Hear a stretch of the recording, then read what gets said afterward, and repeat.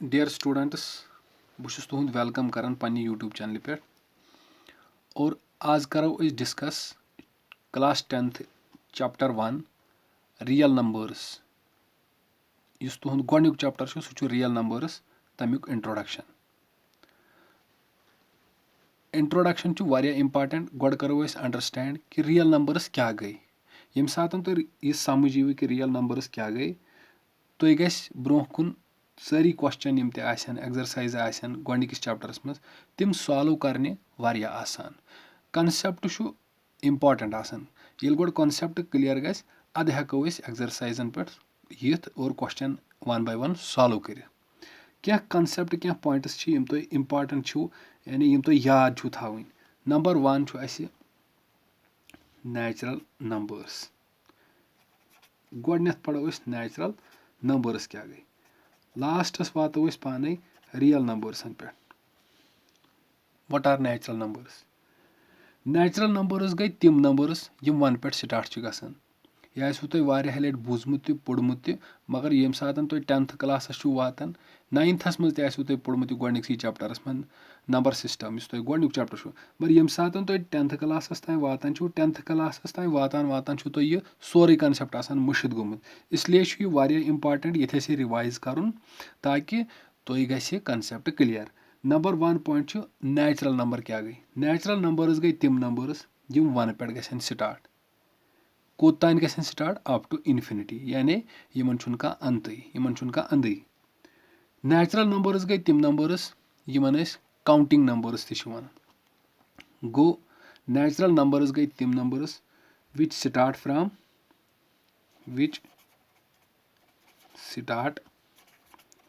From 1 up to infinity यानी यमन एंड नंबरन कह एंड नेचुरल नंबर्सन वन काउंटिंग नंबर्स तम गंजरानस लगान जैसे बह दिम एग्जांपल 1 2 3 4 5 डैश डैश एनस तान तो यम नेचुरल नंबर्स नेचुरल नंबर्सन करान denote natural numbers are denoted by mathematics मज डिनोट करान बाय कैपिटल N गो नेचुरल नंबर्स आव तुम समझ अम पे दोम कंसेप्ट अम पतन यम सात जीरो कंसेप्ट आव तो जीरो गो एड नेचुरल नंबर्सन तो जीरो कंसेप्ट इन सव अस नश ब्या अहम टॉपिक अहम पॉइंट सह गो होल नंबर्स गो यम सात नेचुरल नंबर्सन जीरो गो एड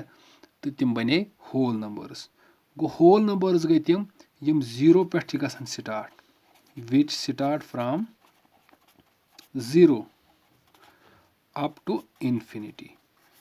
यम जीरो पे स्टार्ट गसान अप टू इन्फिनिटी यानी यमन तह अंद क्या फर्क ये नेचुरल नंबर 1 पे स्टार्ट गसान मगर होल नंबर 0 पे स्टार्ट गसान जीरो यम सात आव यम सात जीरो कंसेप्ट आव जीरो गो नेचुरल नंबर्सन एड तो अम सत बनो ब्या कंसेप्ट मैथमेटिक्स मज यमन वन होल नंबर्स तो यम whole numbers for example 0 1 2 3 4 5 dash dash कोतान एनस तान यानी अप टू इन्फिनिटी तान यानी यमन तह अंद आसान कहीं तो यम whole numbers whole numbers denote करान कथ पे मैथमेटिक्स मज whole numbers are denoted by W capital W तो अख अहम पॉइंट यस याद थवन अगर नेचुरल नंबर्सन कुन नजर त्रो पे त्रो होल नंबर्सन कुन नजर इस सेट अख नेचुरल नंबर्सन यम सारी नेचुरल नंबर्स होल नंबर्सन मज यानी 1 नेचुरल नंबर मगर होल नंबरन मज गो 1 natural number whole number 2 natural number whole number 3 natural number whole number 4 natural number whole number इथे पे 5 नेचुरल नंबर होल नंबर गो सारी नेचुरल नंबर यम होल नंबरन मज गो हेको तेल वनित all natural numbers are whole numbers सारी नेचुरल नंबर्स हसा होल नंबर्स मगर अगर वۄنۍ أسۍ वٕچھو یِم ہول نمبٲرٕس چھِ یِم چھا نیچرل نمبٲرسن منٛز یِوان وٕچھِو 0 چھُ ہول نمبر مگر نیچرل نمبرن منٛز چھا نیچرل نمبرن منٛز چھُنہٕ کینٛہہ 1 چھُ ہول نمبر نیچرل نمبرن منٛز تہِ چھُ گوٚو سٲری ہول نمبٲرٕس چھِ نیچرل نمبٲرٕس تہِ مگر 0 چھُنہٕ کینٛہہ گوٚو أسۍ ہٮ۪کو ؤنِتھ آل ہول numbers R natural numbers accept 0 یا ہٮ۪کو أسۍ یِتھ کٲٹھۍ ؤنِتھ all natural numbers are whole numbers but all whole numbers are not natural numbers go all natural numbers are whole numbers but all whole numbers are not natural numbers اوٚتانۍ آسہِ تۄہہِ سمجھ آمُت اَمہِ پتہٕ چھُ بیاکھ اکھ اِمپاٹنٹ چیٖز یُس تۄہہِ یاد چھُ تھاوُن دیٹ اِز کنسیپٹ آف انٹیجٲرٕس چوٗنٛکہِ اَسہِ چھُ گۄڈٕنِکِس چیپٹرس منٛز انٹیجرنٕے سۭتۍ ڈیٖل کرُن ییٚمہِ ساتہٕ ایچ سی ایف أسۍ کڑو یا فیکٹورایزیشن کرو تمہِ ساتہٕ چھِ أسۍ انٹیجرن سۭتی ڈیٖل کرُن انٹیجٲرٕس کیاہ گٔے اتھ منٛز چھِ اکثر گژھان بچن پتہٕ پرابلِم تِمن چھِ گڑبڑ گژھان یتھ منٛز انٹیجٲرٕس پرٛزناونس منٛز انٹیجٲرٕس کیاہ گٔے وٕچھِو سا گوٚبُر انٹیجٲرٕس کیاہ گٔے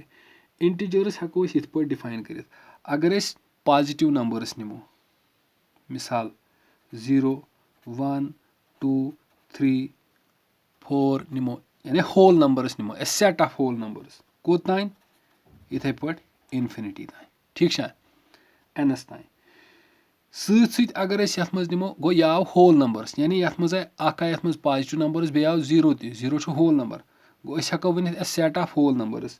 پٕلس ییٚلہِ یتھ منٛز نِمو أسۍ نیگیٹِو نمبٲرٕس -1 -2 -3 -4 -5 کوٚت تانۍ اینس تانۍ گوٚو a set of whole numbers a set of whole numbers plus negative numbers گوٚو ہول نمبٲرٕس اگر تِمن سۭتۍ مِلاوو أسۍ نیگیٹِو نمبٲرٕس گوٚو a set of whole numbers جمع یعنی پلس نیگیٹِو نمبٲرٕس یِمنٕے چھِ ونان انٹیجٲرٕس گوٚو انٹیجٲرٕس ہٮ۪کو أسۍ یِتھ پٲٹھۍ ڈِفاین کٔرِتھ a set of whole numbers plus negative numbers is known as integers are known as integers وۄنۍ انٹیجٲرٕس چھِ یِم کمہِ سۭتۍ چھِ ڈِنوٹ کران أسۍ انٹیجٲرٕس آر ڈِنوٹِڈ باے زیڈ سۭتۍ چھِ أسۍ کران انٹیجٲرٕس ڈِنوٹ اُمید چھِ کہِ اوٚتانۍ آسہِ تۄہہِ اَصٕل پٲٹھۍ آمُت سمجھ آرام سان کرو أسۍ یِم کنسیپٹ ڈسکس اور سٲری کوسچن کرو آرام سان تاکہِ تۄہہِ گژھِ نہٕ پگہہ ایٚگزامس منٛز کانٛہہ تہِ پرابلِم اَمہِ پتہٕ چھُ بیاکھ اکھ کنسیپٹ اَسہِ ریشنل نمبٲرسن ہُنٛد یُس اکثر بچن چھُ آسان سر ریشنل نمبٲرٕس کیاہ گٔے ریشنل نمبٲرٕس کیاہ گٔے ریشنل نمبٲرٕس کیاہ گٔے ریشنل نمبٲرٕس گٔے تِم نمبٲرٕس یہِ آسہِ تۄہہِ بوٗزمُت تہِ تہٕ پتہ تہِ آسہِ تۄہہِ ٹیٖچرو تہِ آسہِ ووٚنمُت ریشنل نمبٲرٕس گٔے تِم نمبٲرٕس یِم P/Q فارمہِ منٛز آسن ویر Q is not equal to 0 بیٚیہِ P اینڈ Q دۄشوے آسن انٹیجٲرٕس تہِ سۭتۍ سۭتۍ آسن تِم کو پرایم تہِ کو پرایم کیاہ گوٚو یِمن نہٕ کٕہٕنۍ تہِ کامن فیکٹر آسہِ ادر دین 1 گوٚو أسۍ ہٮ۪کو ؤنِتھ rational numbers are those numbers which can be written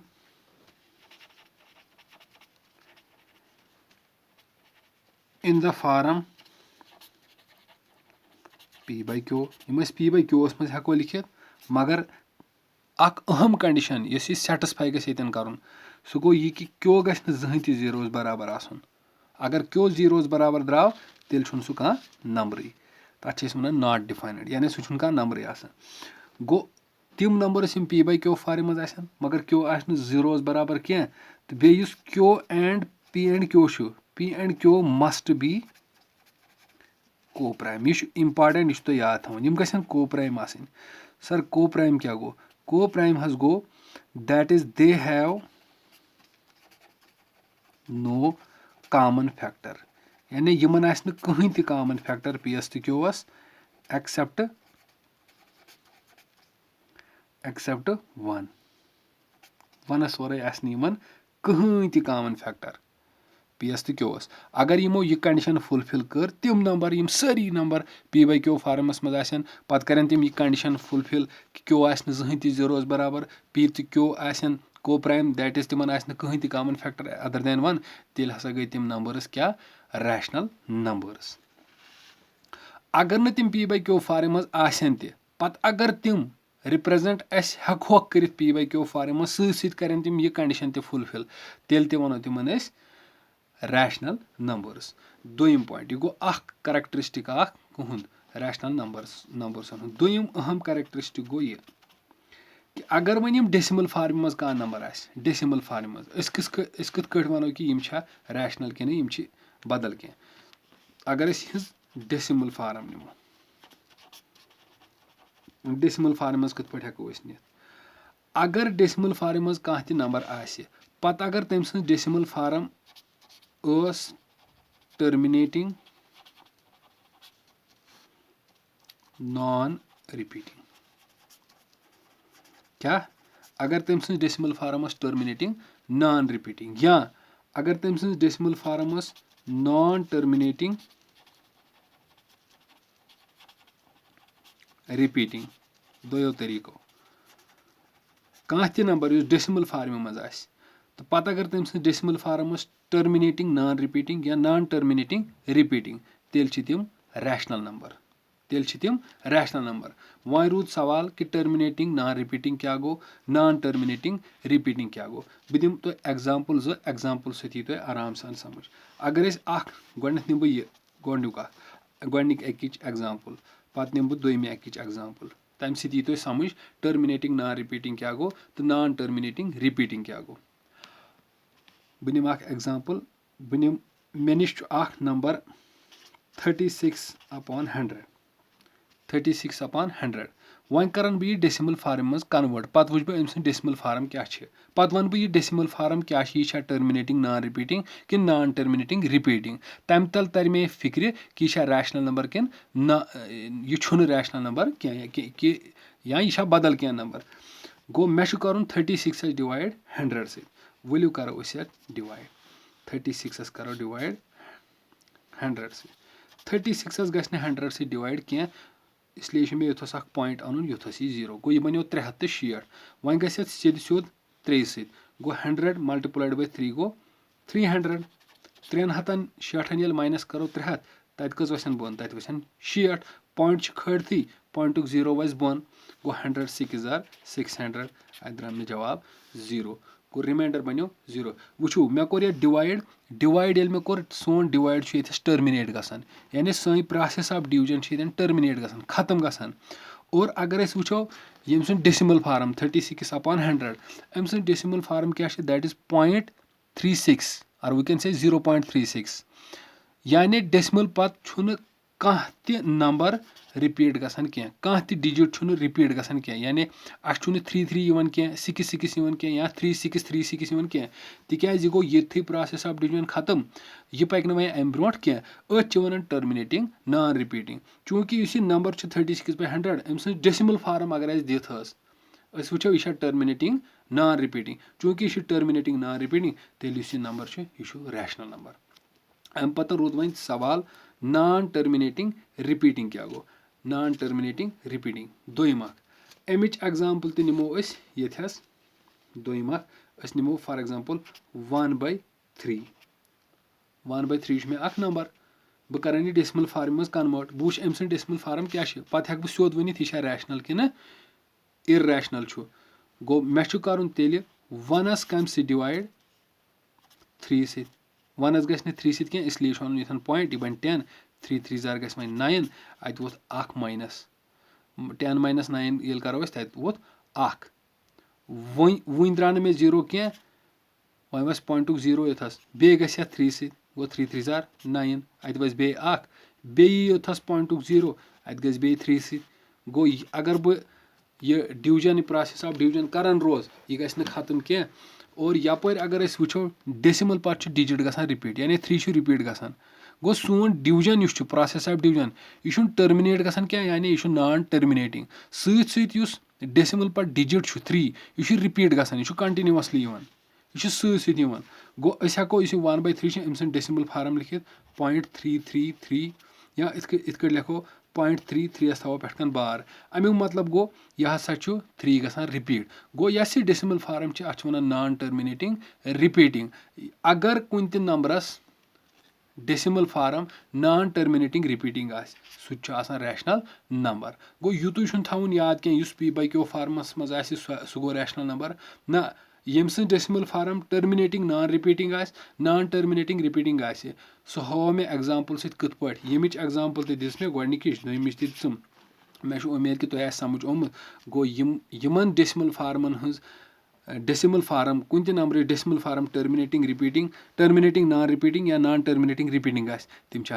rational numbers यह गो दोयम कैरेक्टरिस्टिक अम पता निमो अम सुंदे थर्ड कैरेक्टरिस्टिक त्रेयम तरीक कि अस कित पट पहचानो रैशनल नंबर्स वन कुन सात आसान कह नंबर्स तम रूट फार्म मज अंडर रूट फार्म मज मतलब यिथ कट यह थर्ड कैरेक्टरिस्टिक रैशनल नंबर अगर अस इत पे अंडर रूट फार्म मज मतलब under root 4 under root 9 under root 16 under root 25 इथे पे अंडर रूट 36 एटसेट्रा वनो वन वन तो यम रैशनल कि यम इर्रैशनल रैशनल कि इर्रैशनल नंबर तो थवन याद अगर कह त नंबर अंडर रूट फार्म मज पत सह परफेक्ट स्क्वायर इत 4 परफेक्ट स्क्वायर 4 स्क्वायर रूट 2 2 2 जार 4 इथे पे 9 3 3 जार 9 16 4 4 4 जार 16 5 5 जार 25 6 6 जार 36 तम सारी नंबर यम अंडर रूट फार्म मज मगर पत परफेक्ट स्क्वायर गो ऑल परफेक्ट स्क्वायर्स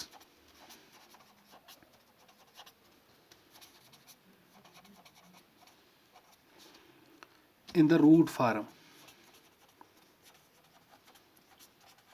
यम तो रूट फार्म मज पत परफेक्ट स्क्वायर्स तम क्या आर रैशनल तम रैशनल नंबर्स रैशनल नंबर्स गो त्रे कैरेक्टरिस्टिक P/Q फार्म मज where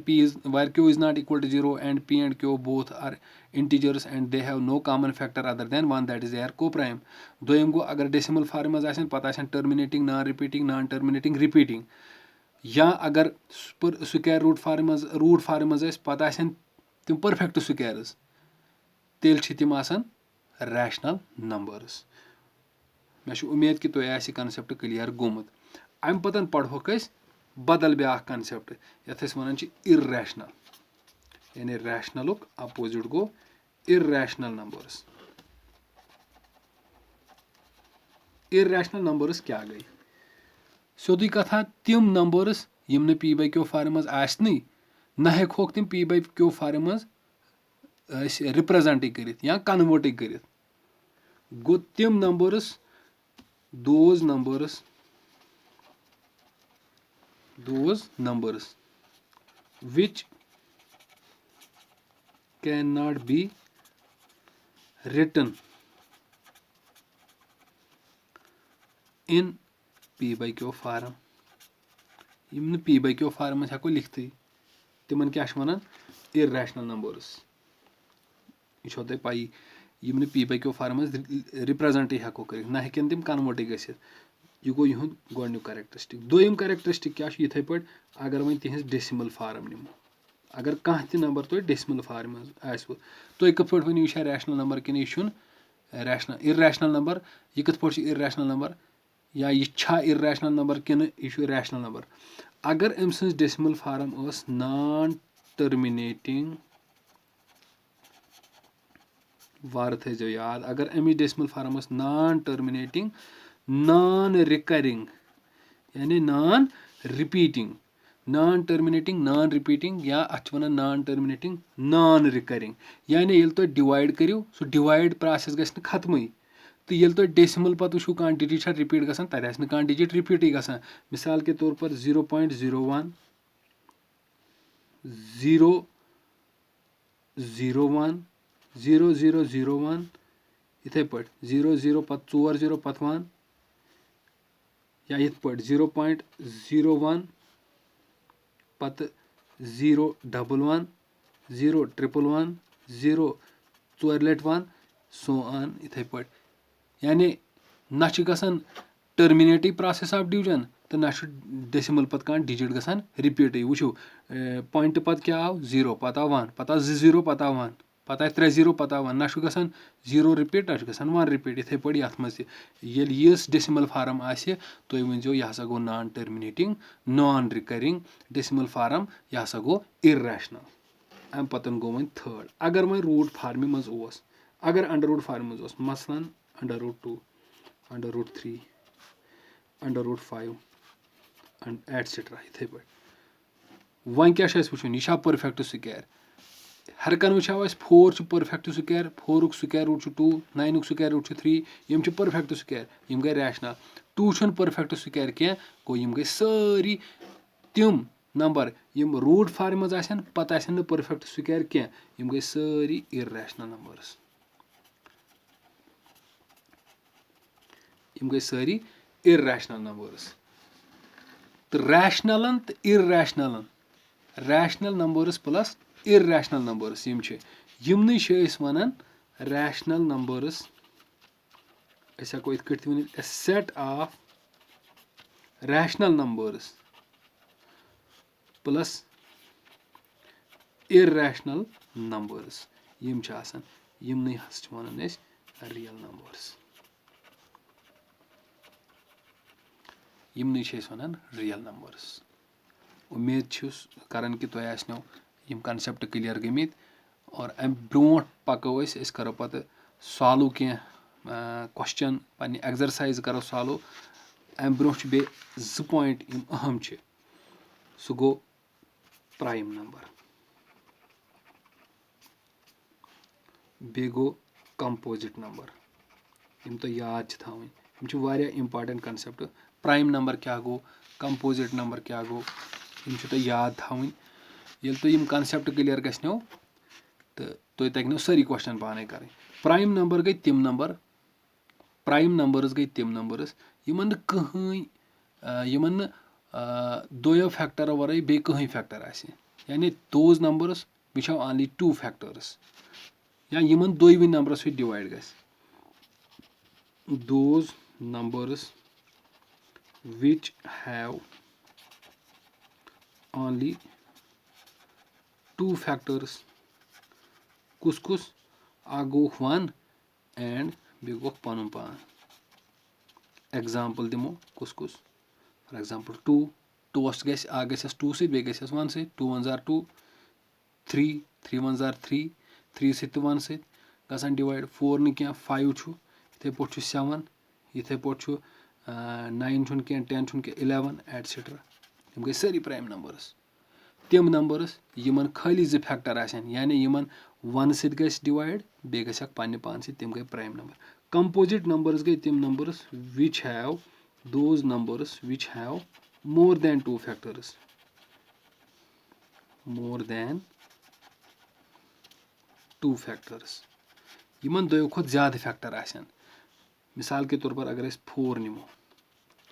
4 छु गसान कत पे डिवाइड अगर 4 कड़ो फैक्टर 2 2 जार 4 2 1 जार 2 गो अग द्राय या द्राय 3 फैक्टर 2 2 तो 1 2 2 तो 1 गो 4 द्राय 3 फैक्टर 2 2 तो 1 बे हको बे तरीक त कर 4 1 जार 4 गो 4 सि गोस अग गोस 4 सि बे गोस पन्ने पान सि बे द्राउस 2 2 तो 1 फैक्टर गो या द्राय दोयो खुद ज्यादा फैक्टर इथे पोट छु 6 अत दोयो खुद ज्यादा फैक्टर 8 छु 9 छु 10 छु यमन छि दोयो खुद ज्यादा फैक्टर एटसेट्रा यम गई सारी कंपोजिट नंबर्स यम ज कॉन्सेप्ट त याद थवन तिकाज यम सात एक्सरसाइज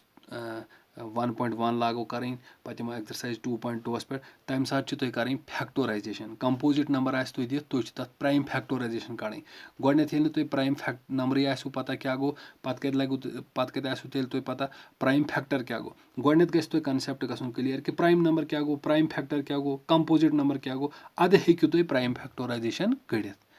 उम्मीद छम कि इंशाल्लाह तुम आसो सोरे कॉन्सेप्ट गोमुत क्लियर तो नेक्स्ट वीडियोस मज करो एक्सरसाइज 1.1 शुरू तम ब्रोह बे इम्पॉर्टेंट कंसेप्ट इस तथी बह कर तुम डिस्कस तो मे यह रिक्वेस्ट कि यह चैनल करो सब्सक्राइब लाइक तह करो वीडियो सत करो शेयर तह थैंक यू।